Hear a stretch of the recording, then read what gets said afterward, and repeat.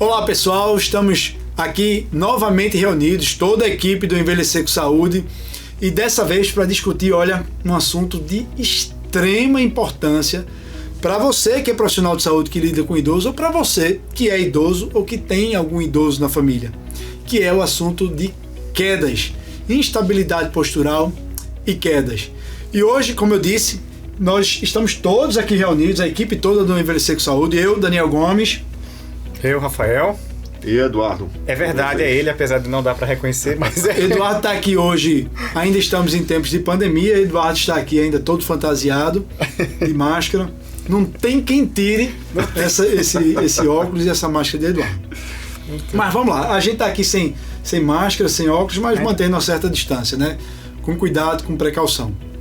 Então, hoje a gente vai discutir um tema, né, Rafael, de absoluta importância para todo mundo que lida com idoso. Eu acho que todo mundo que tem a oportunidade de trabalhar com idosos, que faz isso, já percebeu o quanto é frequente o assunto de quedas, né? Os pacientes realmente têm muitas quedas e todo mundo sempre está preocupado, não, porque vovô, porque vovó, eu tô com medo que caia. O próprio paciente, muitas vezes a gente sabe que ele sente o medo e a gente cada vez mais sente o quanto isso é importante na vida das pessoas.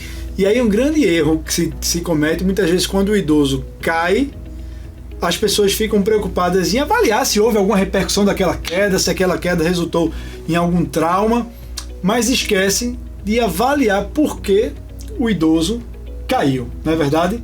Exato. Bom, e aí para ficar essa nossa discussão aqui mais didática, a gente combinou o seguinte: eu vou falar de um caso real, né, de uma idosa que teve uma queda, e aí a gente vai destrinchar esse caso, e aí vai ficar uma coisa bem didática, porque a gente vai falar item por item sobre queda com base nesse caso de vida real, tá bom? Beleza? Combinado? Vamos embora. Então vamos lá, ó.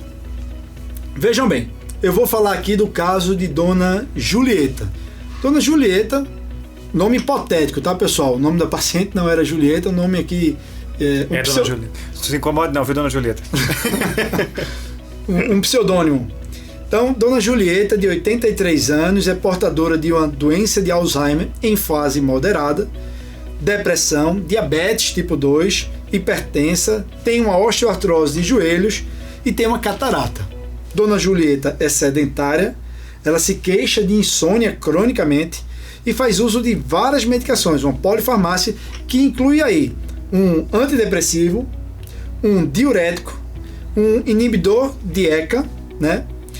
Um opioide, por conta das dores no joelho, faz uso de donepezila, um anticolinesterásico, por conta da doença de Alzheimer, e usa lá um benzodiazepínico, que no caso aqui é um clonazepam.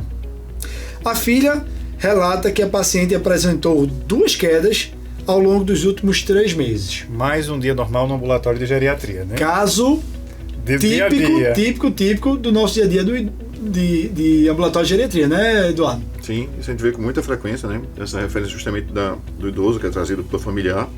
E é até interessante lembrar também que ela está referindo a queda, e pode às vezes o paciente não referir a queda e a gente ter que perguntar ali naquele momento também. Perfeito. Muitas vezes a gente só sabe que o idoso caiu quando a gente pergunta ativamente se houve queda, né? E insiste. Não, porque eu já tive paciente que eu disse, mas caiu? Não, caiu não, doutor. Aí a filha do lado diz, não, mamãe, não teve aquela queda no banheiro. Eu disse, mas aquela não machuquei nada, não teve nada. E assim, essa também é importante, e ela quer dizer muito pra gente, né? Pois é, muito bem. Aí vamos lá. Em cima desse caso, a gente elaborou aqui algumas perguntas sobre esse caso.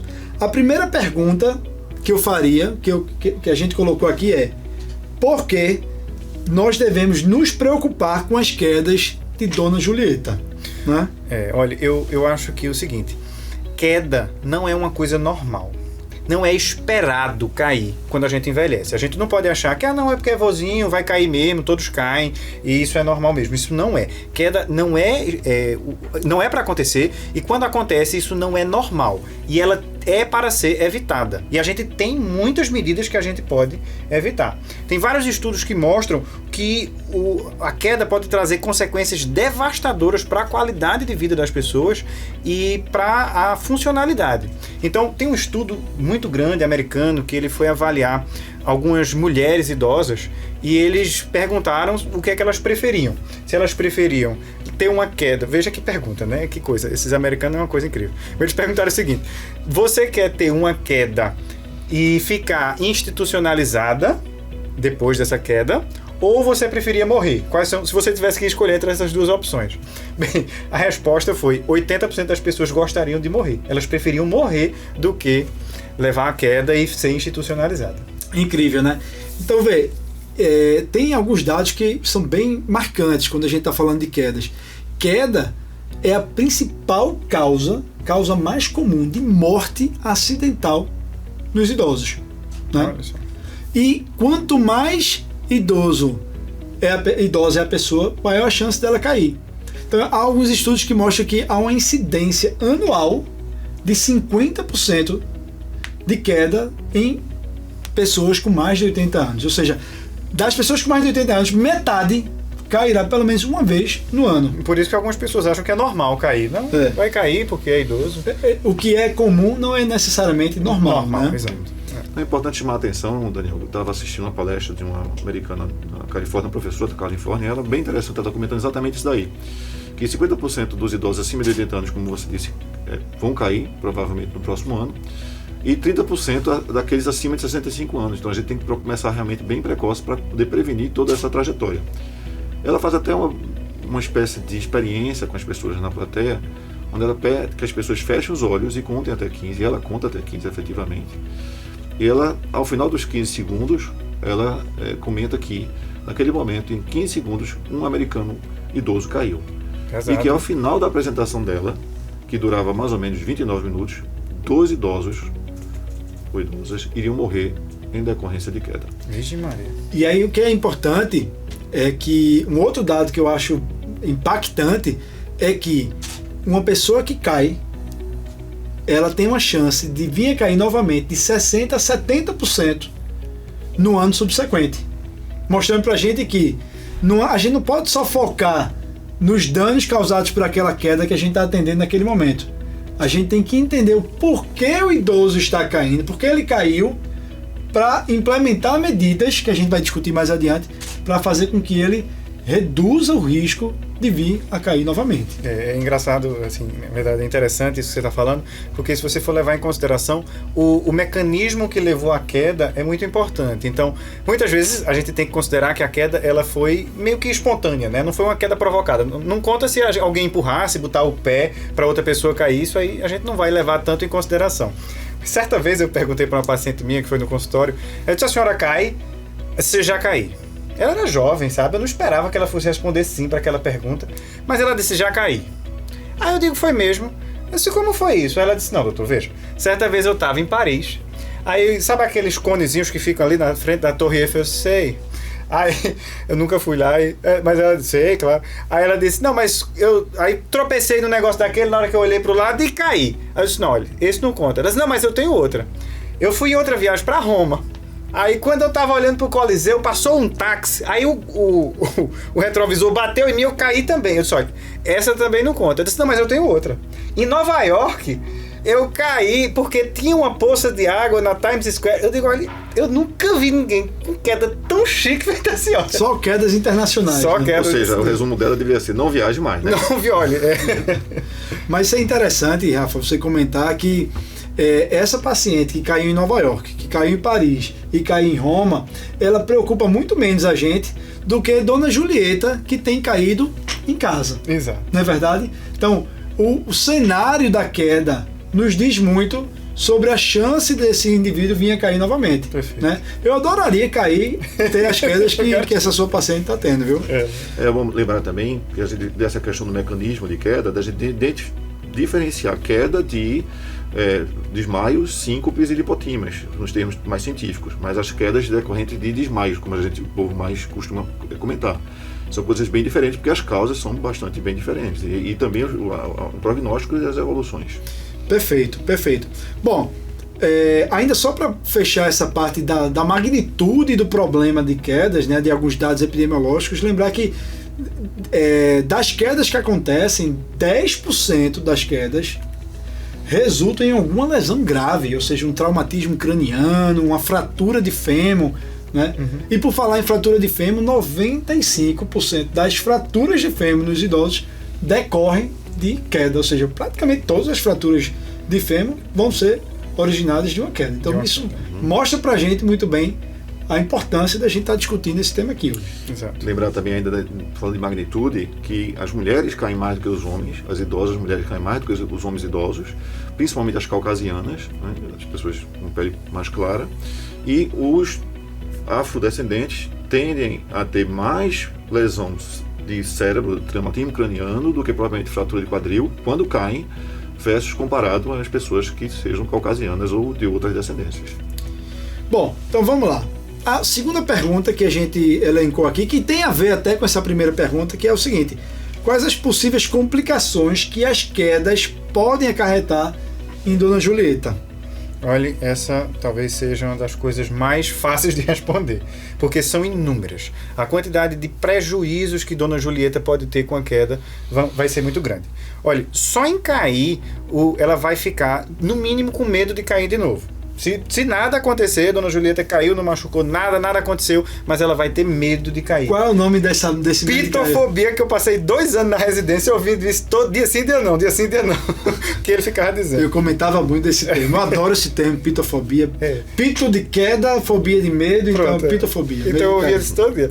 Então, é uma das coisas que pode acontecer com Dona Julieta. Ela pode ter medo de cair e isso pode prejudicar sobremaneira a funcionalidade de Dona Julieta. Olha, quantas Julietas eu não tenho no meu consultório, onde eu vejo todos os dias que, não, tem medo de cair. É isso, medo de cair. Faz com que ela não saia mais de casa, diminui a sociabilidade, faz com que ela fique com uma perda de funcionalidade muito grande e não queira fazer as atividades de casa que ela antes tinha prazer e se sente mal por causa disso. Daí a gente tem um risco maior de depressão, de sedentarismo, de inatividade, sabe? Que vai trazer uma péssima qualidade de vida para a paciente e para a família da paciente. Sabe? Exato. E queda pode gerar a síndrome pós-queda, né? O que a gente também chama de ciclo vicioso da queda, né, Eduardo? Sim, e o interessante disso é que geralmente o idoso, quando cai, tem medo de cair, procura evitar as atividades que levaram ele a cair. Então, se ele caiu para um almoço de família, ele começa a não querer ir para esse almoço de família, porque é a mobilidade que levou a esse risco, ele entende assim. Essa falta de estímulo faz com que ele tenha mais redução da força muscular, porque ele está com menos estímulo muscular para poder justamente ter essa manutenção do dia a dia, e aí volta novamente a ter mais risco de queda, porque se ele antes caiu com uma queda de uma força muscular X, essa força está diminuída, ele vai ter mais risco de queda ainda, então fica um ciclo que se autoalimenta. E é interessante que a gente deve chamar atenção, né, que na queda não é menos estímulo, por incrível que pareça, é mais estímulo que a gente tem que fazer para que a pessoa não venha cair mais no futuro. Exatamente. Então, elencando aqui as complicações de queda. Queda pode levar a pitofobia, medo de cair e dar início à síndrome pós-queda, ciclo vicioso da queda. Rafa falou aí de depressão, né, ansiedade, né, pode levar a redução funcional, declínio funcional, tá? Pode aumentar a chance do idoso ser hospitalizado ou do idoso ser institucionalizado, e a gente tem vários trabalhos já mostrando que queda aumenta a chance de morte no idoso, né? Eu não vejo um idoso que leva uma queda e que se retrai, né, e isso aumenta o risco dele, obviamente, né, que ele fica com depressão, ansiedade. Eu me lembro muito da síndrome de estresse pós-traumático. Às vezes você lembra muito parecidamente, como se fosse uma experiência tão traumática que termina levando ele a um síndrome que se alimenta de ansiedade, medo e depressão. Perfeito, perfeito. Sem contar que queda, às vezes, pode ser o início de uma cascata de eventos, né? Isso. Eu acho que é isso daí. A queda, ela por si só, ela não acaba nela mesma, né? Você caiu, limpa aqui a poeirinha, quebrou não, ok, acabou, vamos, vida que segue. Não, pelo contrário. A partir dali, a gente vai deflagrar uma sequência de eventos para a gente tentar identificar a causa que levou àquela queda. Eu acho que a queda é uma grande oportunidade que vai se mostrar para aquele idoso de ser avaliado e procurar causas para aquilo. E talvez até algum evento mais grave subjacente. Bom, foi importante, Rafa, chamar a atenção disso, né? Porque a gente aqui está falando de uma situação que muitas vezes cai muito mais na emergência do que do consultório clínico ou da geriatra, né? A gente pega às vezes mais quedas que nós perguntamos do que as quedas que vieram das emergências. E talvez haja um hiato aí dessa relação da família que leva o paciente para a emergência resolve aquele primeiro momento para ver o que é que foi de injúria que foi causada pela queda, mas não faz a preâmbulo de identificar os fatores que levaram e modificadores que poderiam ser instituídos.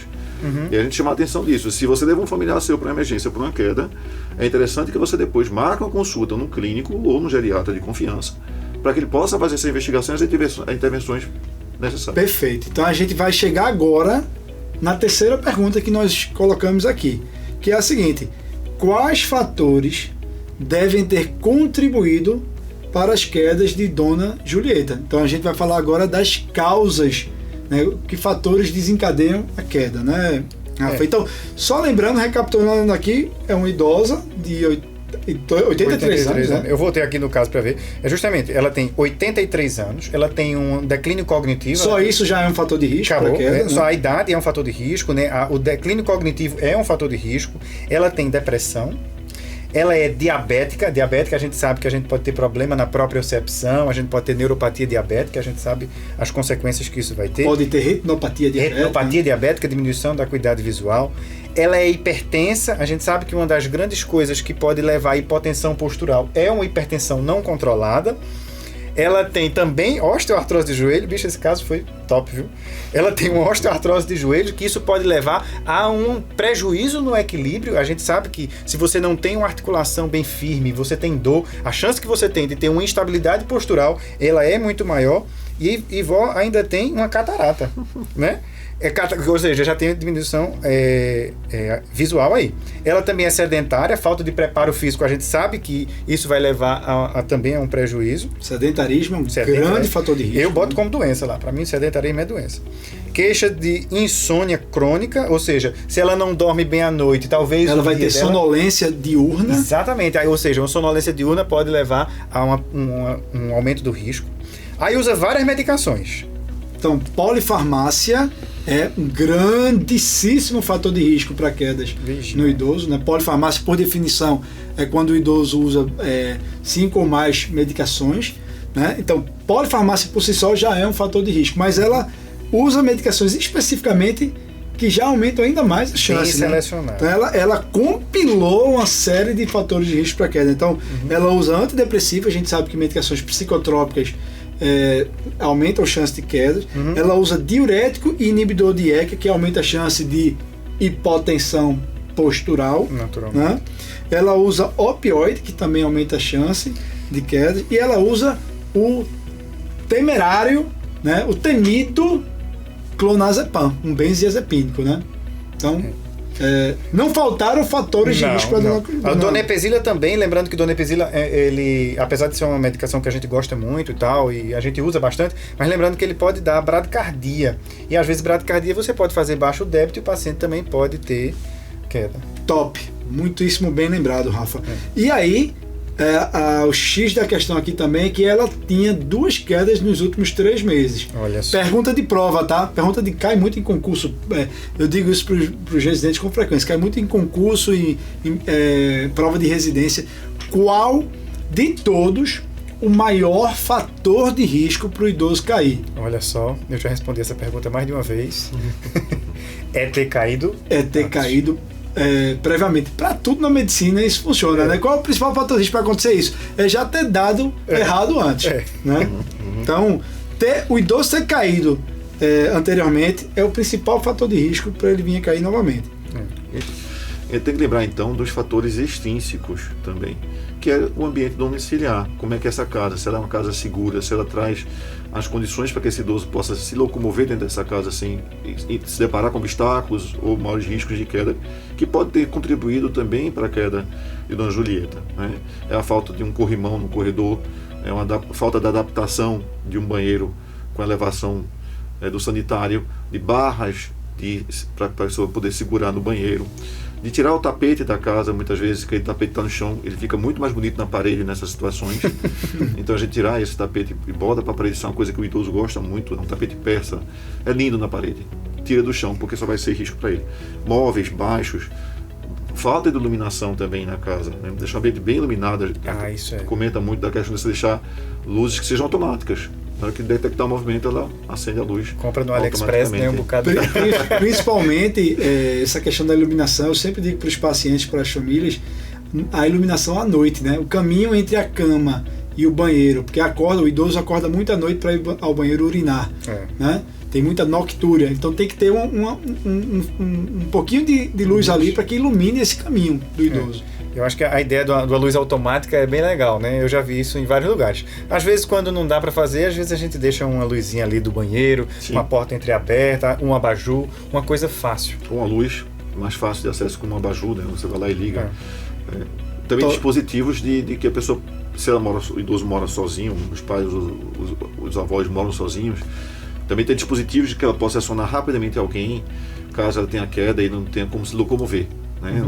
Seja um botão de emergência. A gente vê isso muito nos hotéis quando a gente viaja no Brasil, ou então para os hotéis que são viajados pela paciente de Duncan, aquele dispositivo no meio que você aperta o botão vermelho. A maior parte das vezes está até quebrado, mas quando tem, funciona efetivamente nessas situações. É legal. E tem algumas empresas até que vendem esse dispositivo de alerta. Você anda com um relógio, você aperta o botão como se fosse uma chamada de emergência e eles vão ligar para sua casa ou para alguém responsável. É bem interessante. Isso é muito comum nos Estados Unidos mesmo. Eu já vi vários pacientes usam feito um coletinho assim, e eles detectam desaceleração. Detectam desaceleração. Quando você cai, o celular, né, como tu falou, ele faz isso. Aí você cai, ele avalia. E tem um que é só você aperta o botãozinho assim, ele é uma chamada de emergência, ele já tem, ele mesmo já liga, sabe? Também é uma ideia. Alguma coisa que hoje aqui a nossa versão é botar um sino, né? Também mas aqui em Recife tem uma empresa que faz isso 24 horas. É lógico que isso pode variar, porque as empresas não conseguiram se estabelecer, pode ser que ela não exista aqui há um tempo, mas atualmente existe hoje em Recife uma empresa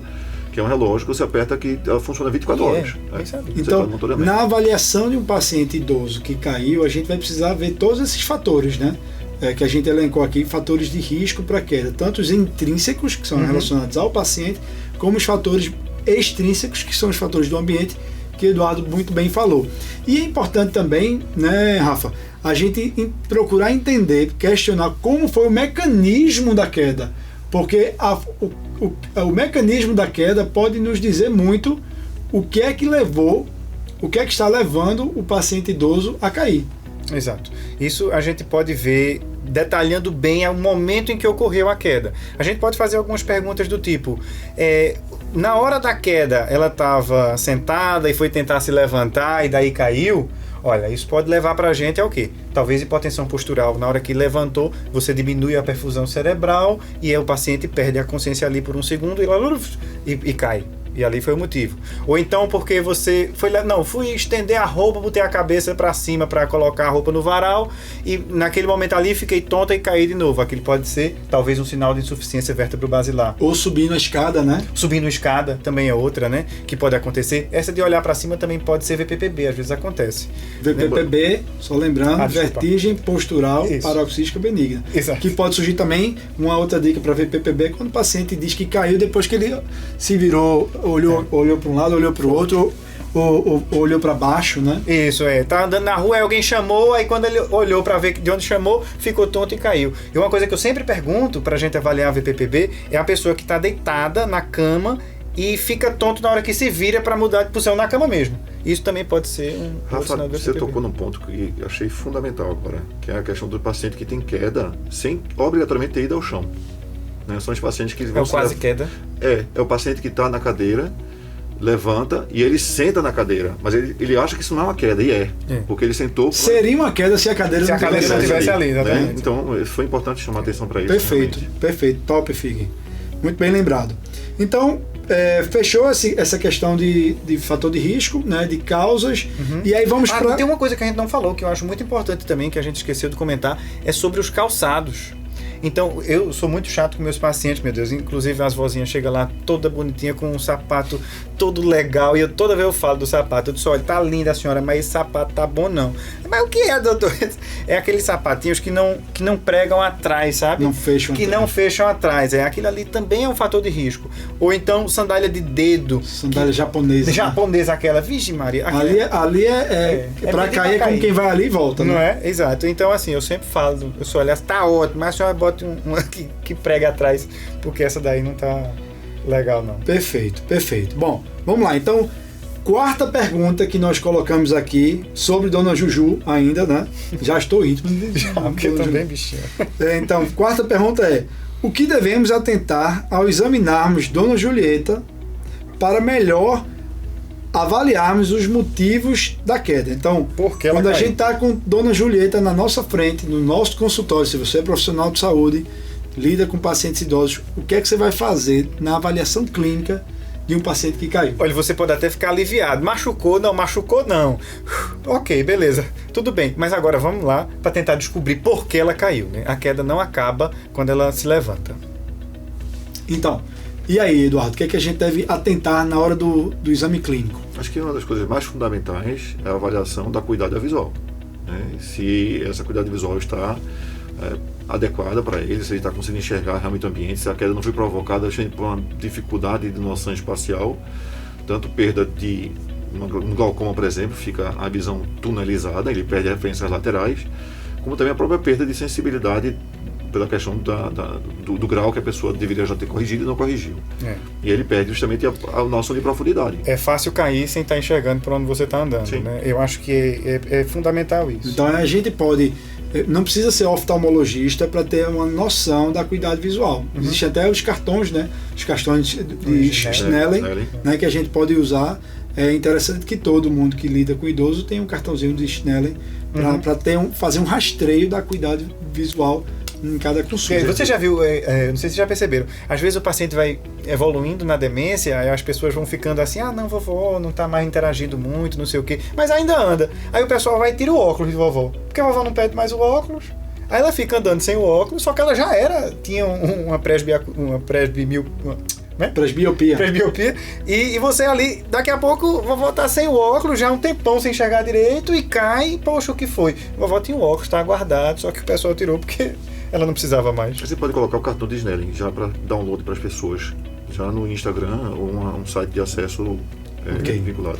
Perfeito. E outra coisa que a gente deve avaliar, além da acuidade visual, é avaliar se o paciente tem hipotensão postural. Não é? Como é que a gente avalia a hipotensão postural, Rafa? Diga aí. Olha, hipotensão postural é fundamental a gente avaliar. E todo paciente idoso tem um altíssimo risco de fazer hipotensão postural. Então, como é a avaliação? O que é hipotensão postural? Né? É quando você fica em pé, você tem uma mudança de postura, está deitado e vai ficar em pé e a pressão cai. Naturalmente, quando a gente vai envelhecendo, a gente perde um pouco da sensibilidade dos baroreceptores que a gente tem, que percebem a variação de pressão. Então, se você está deitado, o sangue no corpo da gente está ali, mais ou menos espalhado. Na hora que a gente se levanta, como um botijão d'água, a tendência é descer. Se você é jovem, se você está rígido, tudo direitinho, o que é que vai perceber? O baroreceptor, ele percebe esse afluxo de líquido indo embora, de sangue indo embora, ou seja, está saindo da cabeça, né? Aí ele percebe, eita gota, está indo embora. Aí o que é que ele faz? Faz uma vasoconstricção nos vasos da parte mais inferior e aquele sangue ele não desce. E você não vai ter aquela fugaz e momentânea perda do nível de consciência, que ali seria a hipotensão postural. Quando você é idoso, esse baroreceptor ele está meio com preguiça. Ele disse, eita, tá diminuindo a pressão, né? Eu acho que eu vou... Sim, tem que, né? Contrair, sim. Aí só que essa demora que acontece faz com que você tenha um pouquinho ali de hipoperfusão e o paciente fica tonto e aquele momento fugaz de tontura e instabilidade você vai e leva uma queda. Para a gente avaliar isso, você vai ver a pressão nas posições que a gente propõe como potencialmente indutores da hipotensão postural. Então você faz deitado, avalia o paciente deitado, depois coloca ele em pé. Aí você avalia com 1 minuto. Logo nesse primeiro minuto, se você vê nos livros mais antigos, ele dizia 3 minutos só. E não falava de 1 minuto. Mas a gente sabe que com 1 minuto a gente já vai pegar uma quantidade muito grande de pacientes. Você avalia também com 3 minutos. Deixa ali o paciente, é um pouquinho complicado essa parte. Se o paciente fica em pé lá, você fica enrolando ele. E aí você mede de novo com 3 minutos e você vai ver. E há quem diga que a gente pode pegar ainda hipotensão postural com 5 minutos e até mais do que isso. Exato. Se a história clínica sugere hipotensão postural e você não flagrou no 3º minuto, você pode aferir com mais minutos. Com mais minutos. 5 minutos. Então pode ser uma hipotensão postural retardada. Né? Exato. Outra coisa que a gente deve avaliar também é fazer uma avaliação neurológica, né, Eduardo? Sim, a avaliação neurológica com os testes de equilíbrio são fundamentais para você ver se o paciente tem algum distúrbio do vestibular que esteja contribuindo para isso, né? Você pode fazer a prova de Romberg, ele fica em pé, e aí você pode otimizar até quando ele fechar o olho, se ele vai, e sempre com apoio lateral, porque o paciente pode, justamente no exercício da manobra, cair, Então, é sempre uma manobra, você tem que tentar fazer um apoio lateral sem encostar, mas mostra que está dando apoio ao paciente para ele ter segurança. E aí você faz esse tipo de manobra, como também pode fazer pedir para ele andar pé sobre pé, né? O americano chama de tandem. Você bota um pé na frente do outro, seguindo uma linha, tanto ele fazer isso com o olho aberto, como ele pode fazer também com o olho fechado, as duas vezes, dando apoio lateral para que ele não caia. Nessa prova do equilíbrio, você pode pedir para ele ficar em pé, com um pé um do lado do outro, né? Os pés fechados, e pede para ele ficar 10 segundos naquela posição. Se ele ficou, você parte para ele fazer o semi-tandem, né? Que é quando fica um pé um pouquinho mais na frente do outro, um do lado do outro, mas o pé um pouquinho mais na frente do outro. Esse é o semi-tandem. Pede para ele ficar ali mais 10 segundos. Se ele consegue ficar os 10 segundos, passa para o tandem, que é quando é um pé completamente na frente do outro, fica parado ali 10 segundos e vê se ele consegue. E o quarto step, né, é ele tentar ficar de um pé só por 10 segundos. Aí é que talvez querer demais, né, para muitos pacientes. Mas isso é uma forma de você avaliar ali rapidamente o equilíbrio, né? E você pode avaliar isso estático ou dinâmico, que é o estático que você falou, e o dinâmico que é ele fazendo pé sobre pé. Isso. E também Perfeito. Estimulando, podendo pedir para fechar o olho, mas desde que você dê todo o apoio para que o paciente não caia no seu consultório. E você deve avaliar a propriocepção, né? A sensibilidade profunda do paciente, porque déficit de propriocepção presente aí nas neuropatias, né? Como você falou aí, Dona Juju tem diabetes, ela pode ter um déficit de propriocepção. Você avaliar a propriocepção. E outra coisa é a gente avaliar a força muscular, né? Então a gente tem algumas formas de avaliar a força muscular, não é, Rafa? A gente tem o dinamômetro, né? Talvez seja uma das formas mais fáceis e objetivas que a gente tem. Você pode fazer com que no paciente, no consultório mesmo, a gente tem o dinamômetro e pede para o paciente apertar. É interessante que é uma avaliação até fácil de você ver a força do paciente, mas muitas vezes eles surpreendem a gente. Às vezes a gente acha que aquele paciente não vai ter, ele consegue fazer e tem uma força ali mais ou menos razoável, e tem aquele que a gente acha que ele vai conseguir e ele faz e ele não bota tanta força. E isso, por si só, fazer o teste, eu acho interessante, que ele é um motivador para o paciente, porque às vezes você vê o paciente, ele aperta ali, a gente já sabe que vai dar ruim. A gente olha e diz, não, esse paciente é frágil, a gente sabe que vai dar baixa essa força. Mas quando ele faz e ele vê o número, olha, deu 8 aqui, o número tá baixo, né? Só, olha, vamos treinar para melhorar. Então ele já vê um dado objetivo, que a força dele está reduzida, ele se motiva para na próxima consulta... Doutor, eu vou para academia agora. Então, outra forma de a gente avaliar força muscular, além do hand grip, além da força de pressão palmar, é você fazer o chair rise test, ou o teste do levantar e sentar. E como é que é isso? Você pede para o paciente cruzar os braços, certo? Sentado na cadeira, e se levantar e se sentar 5 vezes. Você pede para ele levantar e se sentar 5 vezes. Se ele demandar mais do que 15 segundos para levantar e sentar 5 vezes, isso já denota que ele tem uma redução da força do quadríceps femoral. Ou seja, isso é uma forma muito simples da gente avaliar a força de quadríceps femoral. Ou então quando o paciente diz assim, doutor, deixe de suas invenções, doutor. A gente já sabe que deu errado. Tem aquele paciente que não consegue nem se levantar uma vez. E a grande vedete, eu acho que é o Get Up and Go. Né? O Get Up and Go Test, talvez seja um dos que mais cai em prova, inclusive, todo mundo fala sobre ele, é quando a gente pede para o paciente se levantar, né? De preferência sem usar o encosto da cadeira, ele se levanta e ele caminha 3 metros. E daí você vai avaliar o tempo que ele passou para fazer isso. Bem, esse tempo varia, sim, vai para lá, né? Dá a volta, vem e se senta. E o tempo para ele fazer isso é que avalia o risco de queda. Tem cada um, se você for olhar no UpToDate, ele coloca assim, dependendo da idade, varia o tempo e tal, mas você pode levar mais ou menos uma média, que é o ponto de corte de 10 segundos e 20 segundos. Se ele fizer... Outros colocam 12 segundos. Tem quem bote 12. Tem um autor que coloca 12,8 segundos. Meu Deus do céu. Veja, no UpToDate de 10 em 10 anos ele muda o tempo, assim, do que faz. Então eu decorei isso, 10 e 20.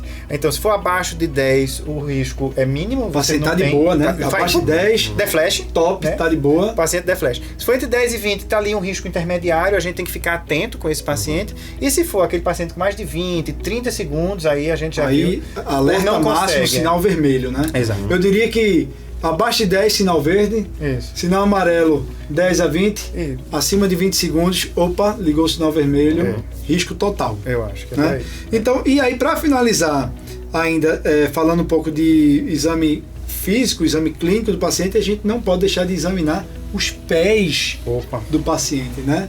Muitas vezes o paciente tem ali uma calosidade, uma deformidade nos pés, que aquilo ali pode estar contribuindo para a queda repetida daquele paciente. Pode até usar, Daniel, o monofilamento, que a gente usa para o diabético, para testar justamente a sensibilidade desses Exato, pés, Dona Juju precisa, né? para saber se existe alguma diminuição de sensibilidade local ou não, né? Porque a propriocepção seria com diapasão.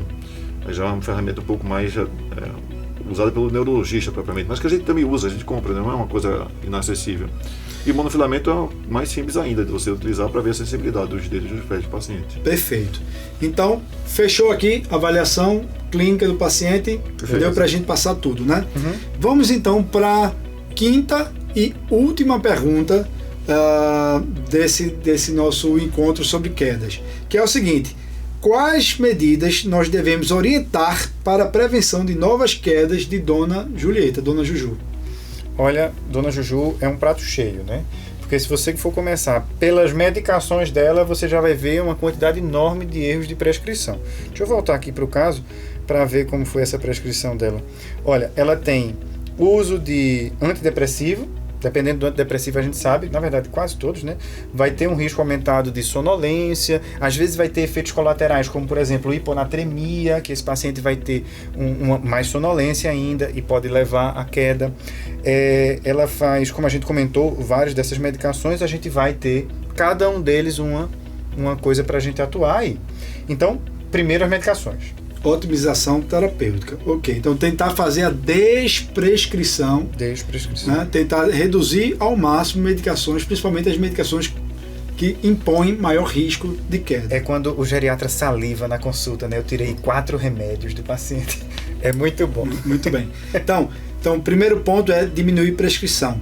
Segundo ponto que eu diria é orientar exercício físico, né? E orientar exercício físico, isso é prescrição médica. Olha, você sabe que eu boto na receita fazer atividade física e carimbo. Eu disse, olha, isso é prescrição médica, vai para casa. Eu boto isso porque é mesmo, porque muda o prognóstico do paciente, mas muda muito, muda mais do que qualquer remédio que você pense aí na cabeça, vai ter um impacto. E aí, falando grande. de atividade física, lembrar que principalmente os exercícios resistidos, né? Resistivos, né? Musculação, Isso. pilates, né? São exercícios que aumentam mais a força muscular. Então, exercício aeróbico é importante, mas sobretudo frisar muito bem a importância dos exercícios resistivos. É fundamental. Lembrando que a gente tem exercícios resistivos, de equilíbrio, de exercícios aeróbicos e de alongamento. Exato. São os 4 grupos de exercícios. E os 4 grupos são importantes. São importantíssimos. Um tempo ideal, se a gente fosse dizer que existia um tempo ideal, que ele pudesse passar ali na academia 1 hora e 20 minutos. Né? Disso daí, meia hora com exercícios resistivos e o resto com exercício aeróbico, sobrando um tempo ali de 10 minutos para fazer o alongamento pré-exercício e pós-exercício. Mas é muito importante realmente fazer o componente do exercício e, no mínimo, 3 vezes na semana. Né? Para prevenção cardiovascular, né? O que é orientado é pelo menos 150 minutos de exercícios aeróbicos de intensidade por semana, né? leve a moderada, ou menos 75 minutos de atividade mais intensa, de atividade aeróbica. Mas colocar aí pelo menos 2 vezes na semana exercícios resistidos. Né? Exato. Importante a gente lembrar muito bem aí. E falando em exercício, existe um exercício específico sobre que pode minimizar a risco de queda, não é, Eduardo? Perfeito. Tem o Tai Chi Chuan, né, que é muito utilizado justamente a prevenção de queda primária e secundária. Quando o paciente já caiu uma vez, ele é até mais efetivo nesse momento para prevenir a queda. Lembrar também que a gente tem que adaptar essa atividade física ao que o idoso habitualmente gosta, né? O que é que ele faz dentro da rotina sua diária para poder inserir isso. O Recifense então, está fazendo pouco Tai Chi. Tem um trabalho que ele fez uma comparação bem interessante. Ele pegou o Tai Chi Chuan e comparou com dança de salão. E ele mostrava o seguinte: olha, os dois funcionam, mas o Tai Chi funciona muito mais. Por quê? Porque geralmente a dança de salão, para começar a funcionar, a pessoa tem que ter pelo menos 56 horas de atividade na dança de salão. Isso daria mais ou menos uns 3 meses aí de atividade de dança de salão contínua para começar a ter efetividade na prevenção de queda. Já o Tai Chi Chuan não, já é de bate pronto. Na hora que você começou o Tai Chi, você já está fazendo trabalho de prevenção. E nesse trabalho, ele pegou justamente idosos que nunca tinham feito nem Tai Chi e nem dança de salão. E notaram que a a ausência de continuidade da atividade de dança salão era muito alta. Só 30% dos idosos permaneceram fazendo dança salão por mais tempo e não atingiram as 56 horas necessárias. Então, essa adaptação da atividade física para o idoso é importantíssima. Lembrar, por exemplo, jardinagem. Jardinagem é uma atividade física tão intensa quanto andar de bicicleta de forma moderada, de intensidade moderada. E também tem exercícios físicos domiciliares que podem ser feitos e devem ser feitos com fisioterapeutas, que também previne muito bem a questão do risco de queda. São exercícios de equilíbrio e de alongamento. Então, são exercícios que podem ser feitos no ambiente domiciliar, não precisa efetivamente estar todo momento o fisioterapeuta lá, ele orienta no início, passa ali uma ou 2 semanas orientando e mostrando como é que se faz, e depois basta ele fazer avaliações a cada 2 meses, uma vez na casa do idoso, para ver como os exercícios estão sendo feitos e com que rotina e intensidade. Porque o importante é a intensidade e a rotina desses exercícios físicos. Perfeito. E mais um ponto, né, Rafael, é orientar a correção do déficit visual. Né? Orientar a ida ao oftalmologista. Com certeza. E lembrando que nessa correção, você vai ver, existem pacientes que usam aquela lente multifocal, né? Que aquilo ali dá uma diferença no jeito de andar, no pisar, a percepção do ambiente, que também aumenta o risco de queda. O uso de lentes multifocais tem trabalhos que aumentam, mostram que aumenta a chance. Vamos corrigir, mas corrigir com cuidado. Né? Agora, tem uma atitude muito importante que às vezes é indicar o dispositivo de auxílio de marcha, né, Daniel? Sem dúvida, isso faz parte da avaliação do idoso que caiu. Né? Avaliar se ele não tem indicação de utilizar ou uma bengala, ou eventualmente, se tiver uma dificuldade maior, até mesmo um andador, né? Isso faz muito sentido e é uma medida que minimiza risco de queda, é você orientar a utilização do dispositivo de auxílio à marcha e orientar adequadamente. Lembrar só de quebrar o preconceito, né? Porque às vezes ele não usa achando que vai gerar para as pessoas a noção de insegurança, quando que para ele vai gerar, na verdade, mais segurança ainda de poder ele deambular e fazer as coisas que ele fazia habitualmente sem ter o medo de cair. Ele vai ter a segurança do eu bato muito nessa tecla aí, olha, principalmente para as mulheres que têm um pouco de receio. Eu disse, olha, tem muita bengala bonita, modelos bonitos, a senhora vai ficar até mais chique. Eu digo, quando vier esses meninos aí e fizer aperrear a senhora mete um cacete neles com a bengala. Ou então a senhora pega, não, mas é muito feio. Eu disse, olha, a senhora compra uma com aquela cabeça de touro bem bonito, uma águia na frente assim. Lembrando, eu queria só chamar a atenção também dos multiprofissionais. A gente vai precisar muito do apoio. É fundamental. Né? Daniel chamou a atenção da questão do dispositivo de marchas, e isso é função do TO, da terapeuta ocupacional, e às vezes até o fisiomotor também ajuda nessa situação, né? Para poder definir melhor o tipo de equipamento que tu vai utilizar. O fisiomotor... Você está bem adaptado, né? O fisiomotor para as atividades físicas domiciliares e recuperação de musculatura que foi perdida eventualmente já pela própria queda, que ele possa ter tido a perda, e ele vai trabalhar nisso. O educador físico. O educador físico fundamental na academia. Esse sim, o verdadeiro prescritor do exercício. A gente, na verdade, indica, mas o final, quem vai fazer a prescrição efetiva é o profissional, porque ele é habilitado para isso, ele está ali para ajudar o idoso nessa situação. Como em tudo, praticamente tudo na geriatria, a multidisciplinaridade é Total. de suma importância. Né? Eu acho que talvez uma das especialidades que mais precisam de apoio da queda precisa de uma abordagem multidisciplinar. Não queria esquecer muito disciplinar. Eu não queria esquecer aqui da nutricionista, até porque eu sou casado, não vou apanhar em casa se eu não lembrar. Também. Então, ela também faz parte integrante na questão da prescrição de proteína para esse idoso. Isso. Que vai precisar para muitas vezes o idoso caiu porque ele está sarcopênico. E a gente não falou disso lá atrás. E a gente precisa de otimizar a ingestão proteica, não é? A sarcopenia, exato.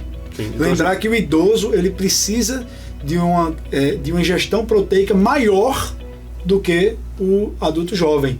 Né? Enquanto que no adulto jovem se recomenda uma ingestão de aproximadamente 0,8 gramas por quilo dia, no idoso se recomenda acima de 1 grama, podendo ser nos idosos mais frágeis 1,2 até 1,5 gramas por quilo dia de proteína que a gente deve orientar esse idoso a ingerir. Perfeito.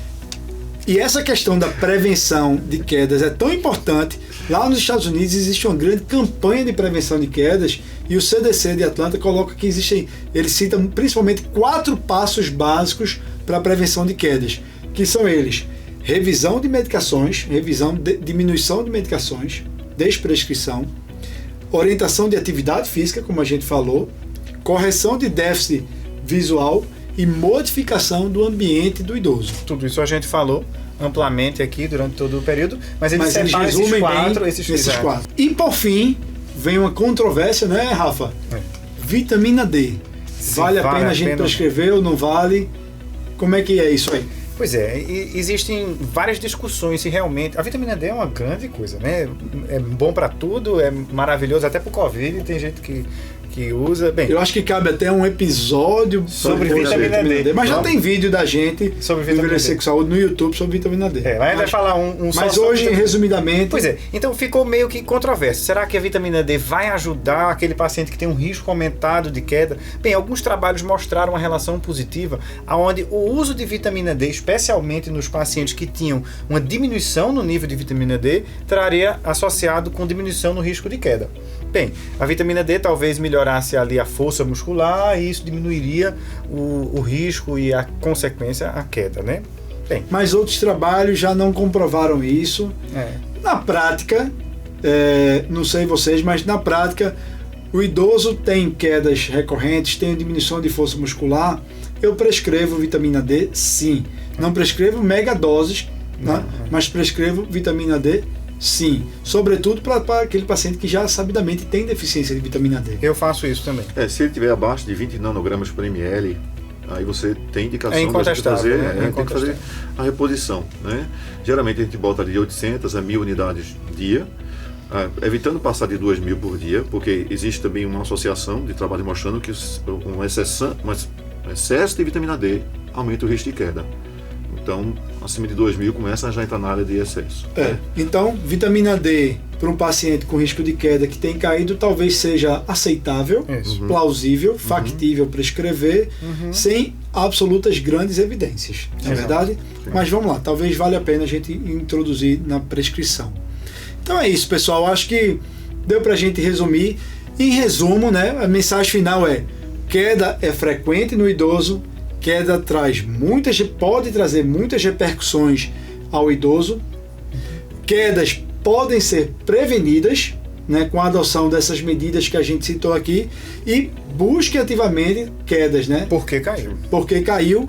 Pergunte se caiu, porque muitos não dizem. Isso. E se caiu, vá atrás das causas das quedas, os mecanismos que levaram o idoso a cair, tá?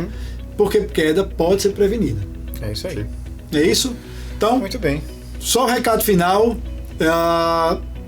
acompanhem o Envelhecer com Saúde nas mídias sociais, no Instagram, no Telegram, no YouTube, né? Acompanhem no nosso podcast, nos principais distribuidores. Tem algum outro nome? Deve ter aí. Spotify, Deezer, o Apple Podcast, enfim, agregador de podcast, era isso que eu queria falar. Tá? Então, acompanhe Envelhecer com Saúde em todos esses canais, não deixe de nos acompanhar, tá bom? Beleza. Valeu, gente, até mais. Um abraço. Um forte abraço a todos.